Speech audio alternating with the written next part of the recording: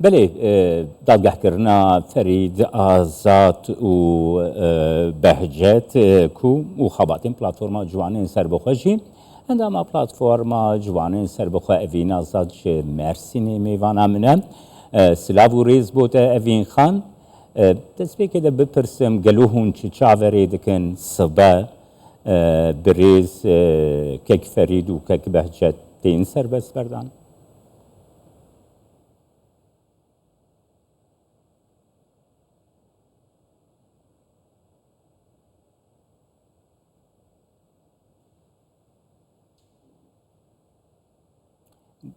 اوین خان دنگی من دگهیته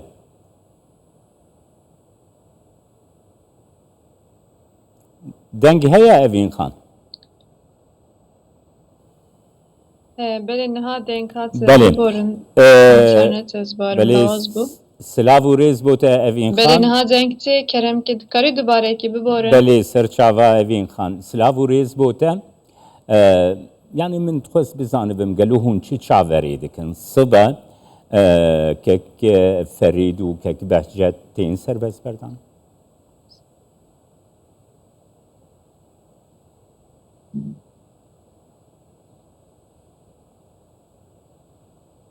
بله سپاسدارن ji bo vî derfetê maliya ve sibê helbet em hêvîdarin dibin berdan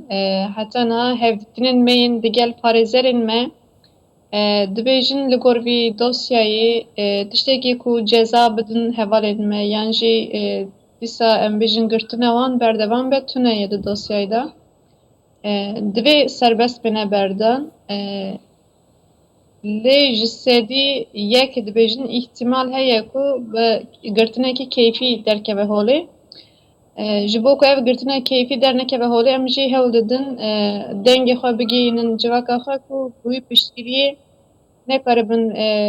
biryarekî keyfî derxine holê evîn xan niha di hiqûqa Tirkiye bi xwe de jî tên nivîsandin ku hemû xabatên sivîl demokratîk xabatên sivîl demokratîk rewan e û platforma ciwanên serbixwe hemî çalakiyên wê çalakiyên sivîl demokratîk in yani ev bingeha ku kekê Ferîd û kekê Behcet hatî girtin çi bû û ji bo çi hatin girtin naxwe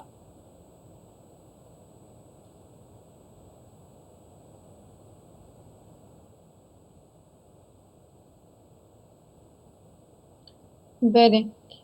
çawa we cîhanîte ziman xebatên me xebatên li dor metoda berxwedana pasîv xebatên xwe dimeşînin yanî bi tevahî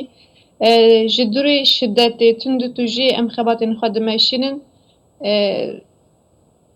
lê digel sîstemê xebatên sivîl jî dîsa cê metirsiyê ye ev derdixine holê ev kiryarên wan nişan dide ku xebatên sivîl jî bin ger mijar zimanê Kurdan be siyaseta Kurdan be li ser xeberdana li ser Kurdan be îradeya milletê Kurd be bi derxistina wî îradeyê be bi vîya way dîsa muamela wan dê digel vî îradeyê hebe yani divir de mesele em dibînin ku ne tenê bikaranîna şiddetê ye kesên di qada sivîl da jî xebatekî dikin dîsa li hemberê vê qadê jî em rûyê dewletê dibînin evîn xan niha yani ji xebatên platforma ciwanên serbixwe ez geleka gahdarim bêguman niha dwarê ziman de platformê xebate gelek berfereh kir bi taybetî sûnda zimanî Kurdî de di li xwekirina cilên Kurdî de û derkeftina nav bajaran bi cilên Kurdî xebatên xwendinê êgo platform dike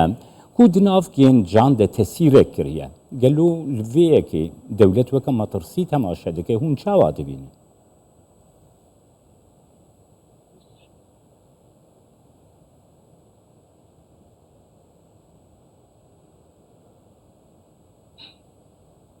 Belê xebatên me bi rastî gelek berfireh in tiştên ku me dane berxwe gelek berfireh in Yani devleta serwer vî yekê baş dinirxîne û baş dixwîne ku armanca me, xebatên me, metoda me çi ye. Ji ber vê yekê jî metirsiyekî mezin derdike holê. Çimkî dikarin xebatên em bêjin bi şiddetê bikartînin, bi rehatî dikarin terorîze bikin. Lê xebatên bi vî rengî nikarin bi rehatî terorîze bikin, ji ber wî jî metirsiyekî derdkeve holê. Yani bi çawayê pêşî lê bigirin, ew jî hewl didin ku van xebatan awayekî krîminalîze bikin ku pêşî bikaribin pêşî xebatên sivîl jî bigirin. Xebatên me yani gelekî berfirehim ji xwe. Xwe didine der, yani em bêjin ne tenê di qada zimanî de